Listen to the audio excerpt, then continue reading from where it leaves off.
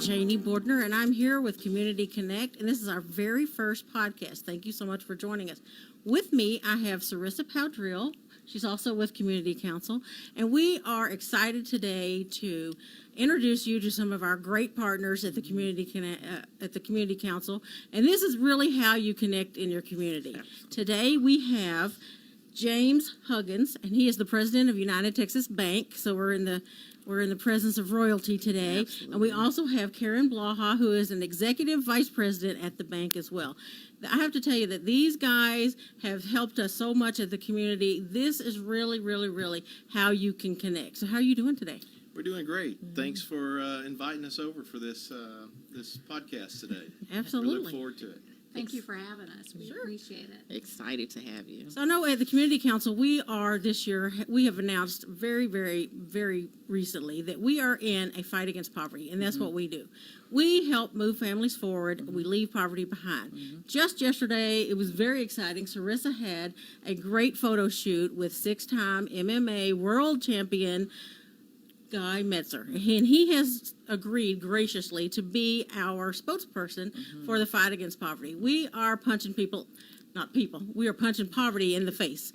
So that's what we're doing this year. We are really trying to help our families and the students that we serve get ahead a little bit better. So Karen, can you tell me a little bit about what you guys are doing? Sure. What we're trying to do to help people get out of poverty is financial literacy.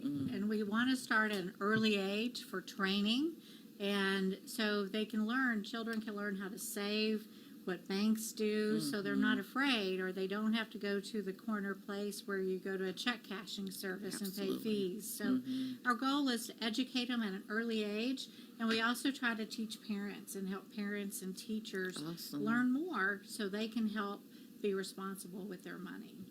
You know, my son, he's 22 now, but used to, he would get an allowance, and we would go to the store, and then he could buy things, and then I would buy things. But when I started making him use his own money, it was like, a different story. I don't think so. And then when he started working, he was like, oh my gosh, I have to work 3 hours just to pay for that. I don't think I want it anymore. So it really does make a difference. It's a whole different perspective. It's the value of money. When you have to earn that money and work for it, you realize what it means to you. When it's given to you, you take it for granted. So it's the value of money. And if we can teach it in the younger children as they grow up, they'll have a better mindset on their spending habits. Got you. What school districts are your programs currently? We're actually targeting DISD, Louisville ISD, and Collin County ISD.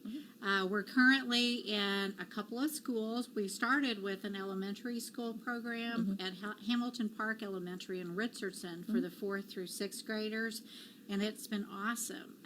This past year, we expanded it to the 1st through 6th grade students, where we go out and we make a presentation to the full audience. We give each child a piggy bank and talk to them about saving. And we go back every month, and the children that participate in the program, we keep up a separate accounting record for them. And then we pay 2% interest on their money, and now we just closed out this school year, and they got more money than what they put in. So that's kind of a nice feedback. But what was interesting is with the 5th grade, we also celebrate like the participants who raised the most money in the class. Wow. And then we also celebrated the 1st graders this year because they had more participants than anybody. First grade. I mean, and sometimes it was just a quarter. It could be 5 cents. But all in all, the 1st through 6th graders collected a little under $2,000. Really? So it was really rewarding. And what was interesting last year is the 4th grade class won the pizza party because they collected more money. Well, it paid forward because this year the 5th grade class, those same kids saved more money than anybody else. So it's really helping spread. Yeah, and one of the things we also do, and Karen, you didn't mention it, but I think they raised almost $2,000, and we matched that and gave that back to the teachers so that they can use that to pay for Awesome. some other needs, some supplies and that's stuff great. that the school. That's You know, I'm- great. Disfortunate students. And I appreciate that as a parent because I am always getting a letter saying, please send this, Mm-hmm. my class needs more Kleenex, all that kind of stuff. So anytime we can help those teachers, that is great. So is there a way for, if I'm a teacher at home Mm-hmm. and I want to get involved, how we can do that? Actually, call me at the bank. It's Karen Blaha, or you can email me at kblaha@utb.com, and my last name is spelled B as in boy, Laha. That easy. So it's very easy. We're very open. What I need is more access to schools, and Okay. principals have been my primary contact. Okay. We're willing to change our program to fit each individual school's needs. Okay. Like I said, at Hamilton Park, it started at 4th through 6th grade, and they wanted to expand it. We're actually also working at Emmett J. Conrad High School Okay. in a work-study program, and we're helping those students with mock interviews to prepare them to go out and get ready for a job. We look at resumes. We're actually hiring an intern from that school for the summer. That's amazing. That's amazing. It really We're is. trying to expand and get the word out, so thank Yes. you. This is a great Absolutely. opportunity. Absolutely. Karen, also talk about our teacher appreciation. In addition, at Hamilton Park, we donate $500 to the principal to select a teacher of the year. And so that has just been, it was so exciting Oh, my last year to be God. able to do that, and it's announced in the full auditorium right at the end of the school year. So that's exciting. We also help subsidize their lunch program.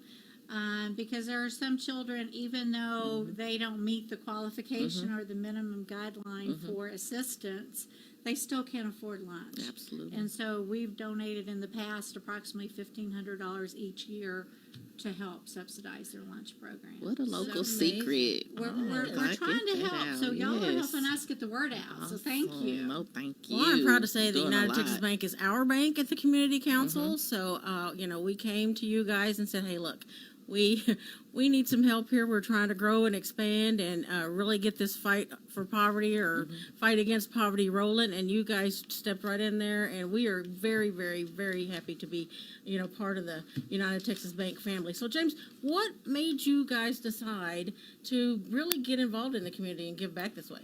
Well, it's our obligation, number one, to give back to the community you serve. And we had great clients throughout the community, and we receive reward from that. And so trying to help and make a difference in the community, it's our responsibility to do that. And with the children, what a great opportunity to teach and cultivate the next leaders of our country. Do the parents get involved? Right. We try to get those involved through the PTA. We do the PTA okay. meetings at the school in the auditorium. And unfortunately, it's not as well attended as we would like, but every year it's a little better. Good. So, but the teachers, we also do an in-service training for the teachers and kind of teach the teachers. Okay. And that's been very well received. Of course, you have a captive audience because they're all there anyway. That's right. But we bring lunch and we kind of talk to them about credit. I'm a mother of millennials, and I'm a banker. But my children had no idea about credit and, kind of what you need to be able to buy a house and different things like that. So it's been very important to kind of teach the teachers about credit scores and how important that is, because financial literacy in high school for my kids was an elective. Well, they didn't pick it that. And it wasn't elective That in my wasn't school. something they wanted So, to do. So it's time to anyway, change. it's imperative, and I think our state is actually starting to make that more of a more mandatory in their curriculum. As it should be, yes. Well, let me tell you how old I am. We didn't even know what financial literacy was when I was in high school. So, it was like you get out of school and see ya, Just bye. flow. So, and then you go to college and you get 17,000, get a credit card. And we're like, yes, let's do that. Oh, Let's get a all your credit card. student loans, you're approved. Student you're loans, approved. all kinds of things. So this is a very, very, It's I needed. really think, very needed thing. Absolutely. How do you keep your supporters up to date about your work? Spread the word about it. And this program has actually made us think about that. We're going to put a community board on our website. Awesome. And add, snippets of different programs that we're doing. Okay. Now, we do have a big billboard in front of our building at 635 in Preston on the northwest corner that kind of highlights. It has Hamilton Park. Okay. It highlights some of our bank customers that we work with also in terms of partnerships. And so, and Community Council's been an awesome partnership. We're so excited to be working with you guys. Well, definitely you can count us in for whatever that we can do, because we have students. We have a workforce development program where students come in and we say, well, what do you want to be when you grow up? And we're talking to students that are 25 to 35 years old. They kind of made some iffy decisions maybe, or, life just kind of happened, and they're really having to rethink what they do. And so they come in, and part of their graduating from our class is that you have to go through a financial literacy component, as long as, and also with resume building and mock interviews and that kind of thing. So we really think that it's very important to do that. That's something that we can expand It's a our great partnership. reach on and try to help there also. I do have to tell you, this is really what Community Connect is all about. Absolutely. We really want to help people kind of get connected. Think of us as like the podcast LinkedIn. I don't know. I've been told I'm the Sounds human good. LinkedIn. I know somebody that knows somebody. We can get somebody together. Absolutely. So really that's what we need to do, because we cannot help this community by ourselves. We all have to be in this together. So that's what this show is really all about. Connecting the community. Absolutely. So Sarissa, what else we got going on at the council this week? Well, coming up June 21st, we have our Steel Toes and Stilettos luncheon. It's our first luncheon was in March. We had a great turnout, and we had a great panel, and it touched on so many areas about our careers and women in the workforce area. So June 21st, we're about to shed light some more and welcome those women into Mockingbird Tower, and kind of nail down and honor a steel-toe woman officer here in the community doing great things. So the theme of this lunch is? Getting fit spiritually, financially, and physically. So we have some great speakers. We have an executive vice president from Toyota that's going to come in and talk about things. We also have Kathleen Munger, who's going to come in and really talk about why it's important that women figure out how to become financially responsible.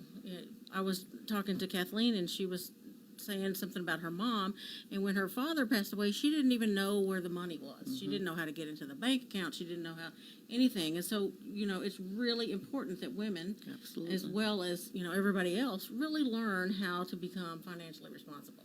And since we're sitting here, we have the bright eyes of Miss Blaha. Can we put you on the spot and ask you to be on our panel? I'd love to to. speak of financial literacy I as would well. love to have the opportunity. We Thank you. work with the Habitat for Humanity. Okay. They have a great program to help people get into homes, and they do financial education for people to qualify for a mortgage, and they help them through hurdles. And unfortunately, they only build maybe 35 to 50 homes a year. And they've got like a waiting list of 200 people that need homes. Wow. So I think there's another opportunity for community council Absolutely. and our bank and the Habitat to work together. So. And we spoke about how it's a little different when you have more at risk in your future. And what I love about Habitat of Humanities, well, you're part of the building. You're part of building your home, so you have more at stake, and you feel more confident in your home ownership because you're a part of the building process. So I love their initiative as well. And for us as a company, we involve our employees and our customers. Awesome. Our customers donate, and what we raise from what we don't, or what's being raised through donations, we typically, as a bank, will match the donation, and then we have all our staff go out. We actually do 2 different work days, Wow. and it's a lot of fun. It's a team building exercise, from the standpoint, but you're giving back to a great cause. Absolutely. And you're helping someone that really that deserves help. Absolutely. And they're so flexible in terms of their schedule. Like, we used to go in the summer. Well, now we go in the fall. It's a little bit little cooler. and you don't have all the rainy weather because there are so many delays. But that homeowner, like you mentioned, is out there working too, because they put in what's called sweat equity. Sweat equity, And I they are love out it. there working and building their own home, and you see that pride of ownership. That's right. And as a worker there, it's neat to meet them and their family and their desire Absolutely. for home ownership. Yes. So, no, Karen, you've been with the bank for a long time. So, what makes you really want to continue, doing what you're doing? Well, in terms of my career, I've been at the bank for 10 years now, and I have been in the construction. I'm primarily a construction lender, so I loan money to builders or to people that want to build a home, and that has always been a passion of mine. But I've also kind of accepted this new responsibility of community reinvestment and giving back to the community, and it's kind of reached a personal goal for me. So I am trying to, before I retire and go on, get more people excited about the bank, about the opportunities, and we always have ample volunteers that go out to the school, so it's kind of fun to see it catch on. Yes. You have Along me with excited. mentoring the younger staff and getting them to take an active role and understanding what that means as giving back as a portion. Yes. So, I know you mentioned construction, and you knew I was going to have to ask this. So, you're on the corner of 635 and Preston Road, and that's where the Valley View Mall was kind of thing. So how are you? Are you a part of that? How are you a part of that? What's happening there? Well, the Valley, we have common ownership. The Beck family, which owns Beck Ventures, which owns the Valley View Mall, a portion of that, also owns United Texas Bank. And so through that common ownership, that's how we're involved from that standpoint. But construction has started, the demo, I should say, demolition. They're making great progress. So if you hadn't gotten by and taken a look, better look now, because before too long it'll be It'll be gone. a whole You won't see it. different. Uh-oh. So what is it going to be? What is it going to be? Well, I mean, they have a complete development plan there. There's a couple other groups that are involved with a part of the mall, the Sears, and all I know is going to be a lot of high-end retail. Okay. It'll be office. It'll be I think the thing they like to say is work, play, and live Love communities. it. Love it. And Yeah. but for a better description of everything, I would recommend that you invite Scott Beck, who is the CEO of Beck Ventures, and he can give you a great detail of what that project's really going to look like. I know he loves to talk about that, so that's really nice. I would love Really to nice. hear. Well, you have me excited about United Texas Bank, and after today, I will wear your T-shirt everywhere I go. Well, good. We'll make you Yes. proud. Don't just wear our T-shirt. Come be one of our clients. I will. Join our family. Yes, That's I'm funny. so appreciative to be a part of community council and to know that we are in partnership with you. But your initiatives are close to my heart, so thank you so much for the work that you're doing. Absolutely. I always like to ask everybody this. If you could change one thing in the community, what would it be? I see James is really thinking. I go back to the biggest thing is awareness of what's really needed. Sometimes we get caught up in the clouds and we don't think about reality and we don't see the real level of what is really needed. But, again, it goes back to your personal beliefs and your personal initiatives. You got to a certain level. Just remember how you got there and what it takes and what you have to do. Cater that back to some of the misfortunate ones or someone that didn't have some of the breaks or some of the luck that has come your way, and think about it from that perspective. And if you have an open heart and a giving heart, and I understand that we all get asked to do tremendous amount of work and Absolutely. things, but do what's important to you in your life as a way to give back to those. And I think for me, that's how I see it.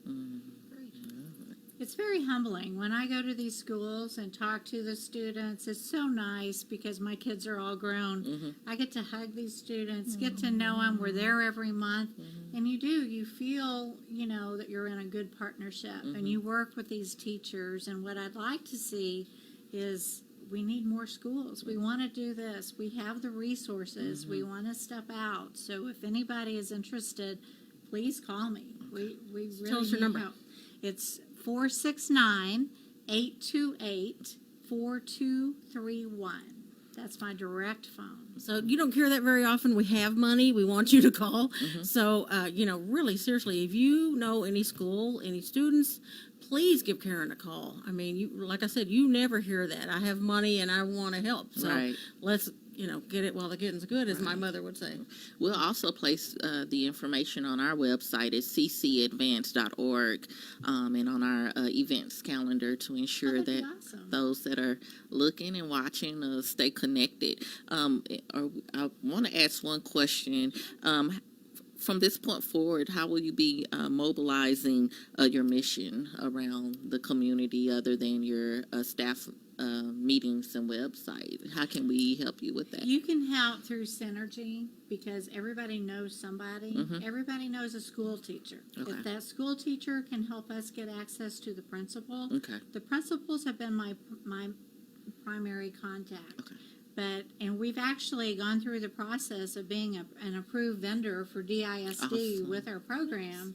So, and that took some steps, but we That's not did easy. it. So it's very exciting. And it's just, I think everybody's kind of in a box and they're used to this and they're afraid to step out of their typical program. Right. And it's not evasive. We're totally flexible with just let us in and let us earn your respect and teach your students. Yeah. And if they have questions, ask them to reach out to the schools that we support. Okay. Yeah. See what kind of support we're giving, what we're delivering, and the results that we're receiving back from the program. Okay. It's tell us- truly a give. We're giving back, and we want to give. Absolutely, you That's are. great. Seriously. So tell us what schools those are again. Hamilton Park Elementary, it's a magnet school in Richardson. Emmett J. Conrad High School over in the Victory Meadows area. Okay. And then J.T. Saldivar Elementary is one where we do career days. So we go out, like recently we went out and gave all the children a piggy bank and just visited with them because that was kind of what they were comfortable with about wants versus needs, budgeting, saving, and kind of what are you going to do this summer? Are you going to get an allowance? What are you going to do with that money? So it was just, a very informal type visit, but it allowed us to get in and talk to the children. Great. That's great. So, Sarissa, I'm going to ask you, what is the one thing you would like to change in the community or see happen in the community if you could? More resources to free education, and I spoke that on our practice, so I had a time to practice this answer. But no, more access to free education programs. They're out here, and the word is just not out enough. And again, what you do with SkillQuest every day shows how imperative a program for free education is to those in our community, to even help them step by step on what to do to get your GED and to seeing those obtaining their associate's degrees so quickly and how they come back with their testimony and what SkillQuest does for them and their family. I think having those resources and knowing about those resources for free education is absolutely needed. Well, speaking of SkillQuest, we have a graduating class of 50 students, and they are graduating on Friday? Friday, the 17th. So, yes, it's going to be really kind of a cool thing. They are getting some certifications. Some are getting their associate's degree. Some are graduating with a bachelor's degree in nursing. So it's amazing to see the transformation of these families. I really think it's important. But that's just one thing that we do at the council, so... Tell us some more. We talked about youth and connecting you with schools. Our community youth development program. We service about 2,500 kids a day within the DISD school district. So I'm excited to take your information back to Community Council today and see how we can connect those with the children we serve every day. But more than anything, my priority was completing this episode of Community Connect with the president of United Texas Bank, but also the next big step is our June 21st Women's Luncheon, and again, just being able to spread the word on the initiatives that we don't know anything about and getting those out there. So let me ask you, what would you like to change in the community and what's important to you? What is important to me is that the people that serve the community are true servant leaders themselves. James and Karen are prime examples to Absolutely. that. I really, it's a passion of mine that what we do at the community council is really important and very needed. And I say that because I have a personal story. A few years ago, I was in an accident and suffered a mild traumatic brain injury, and I had to learn how to walk and talk and do everything completely over again. And it was hard. I mean, I was in rehab 3 years, and it was a major thing. I had a really small child, and it just shouldn't be that hard to start over. And so I kind of made it my mission that, I'm going to make it easier for anybody that has to go through anything like this. Yes. And, really, that story is kind of a typical story of the people that we see at the community council. I mean, Every day. every day. And we really, really, I really want the leaders in our community to understand that it's important for you to be a servant leader. When you're in a position of leadership, it shouldn't be about you and, all about me and what I can get. It should be about how I can help you or help others become leaders as well. So all that's comes really back. what's, I'm on my soapbox today, It but all that's really comes what's back. important to me. It really does all come back. And we can't do it without volunteers and donors and partnerships. So if you would like to get involved with us, please go to CC Connect. No, that's our CC Advance. see, she's the .org. media person. And I also failed to mention, if we're approaching our 30 minutes, is Older Americans Month, and we're celebrating that with our partnership with DART at Community Council. So on Thursday, May 16th, at the Fair Park, it will be the Older Americans Expo with My Ride Dallas, which is also housed at Community Council, along with the Dallas Police Association and Aldea and a couple of other partnerships. But it's perfect for our seniors in the community. So we're serving everybody. It's all about good and connecting the community on the podcast and outside the podcast. So failed to mention that. Absolutely. So We have a seniors. We You have a senior actually, we donate funds to Senior Source. Oh, okay. And last year they used the money to buy space heaters. So awesome. some of those things you just take so for granted. Absolutely. But I also do. wanted to add, one thing that impressed me, and a lot of people don't know, is Community Council, you guys have been around for almost 80 years. 80 years. Yes. You do Meals on Wheels. You offer so many opportunities that are out there. So I'm so glad you're doing this to get Thank the you. word out. Thank No, you. thank You're you. welcome. 80 years, it's a long time. Yeah. I know it's Yes. almost as old as I am, so we're kind of pretty close. I think I'm coming up on that faster than they are. Whatever. But no, we do partner with the Senior Source. We actually give them funding, so that's really awesome. That's another connection that we make. And a lot of people don't know, but we do 211. Absolutely. And you're like, what's 211? You would not know what 211 is unless you actually need that service. My grandma used to call 211. But go ahead. Sorry. No, for real. So if you need rental assistance, or if you're in some sort of emergency and you need to be connected to another agency, or you need to be connected to the services that the council provides, 211 is where you call, because that is your front line of everything. And they also have emergency preparedness for the community. So if there's a tornado, if there's some sort of disaster, those are the guys that really connect and tell people where to go. So again, I want to thank you so much. Thank you. For coming. Oh, This thank was you. the For best. inviting Thanks for the opportunity. Oh no, this was the best first podcast ever. And I'm just gonna say say your website one more time. It's www.u like United Texas Bank B.com. And we are where we. Community Council at ccadvance.org. So help us stay connected to your community. There's your tagline. And we'll keep on keeping on with connecting you with the community. So if you have initiatives that you would like to be broadcast, please give us a call, or again, log on to our website. Our number is 214-871-5065. And again, our website is ccadvance.org. I'm rubbing off on you. I'm sorry. Yeah. Thank you so much for connecting with us today, and we'll see you in 2 weeks. Thank you. Thank you. Thank you.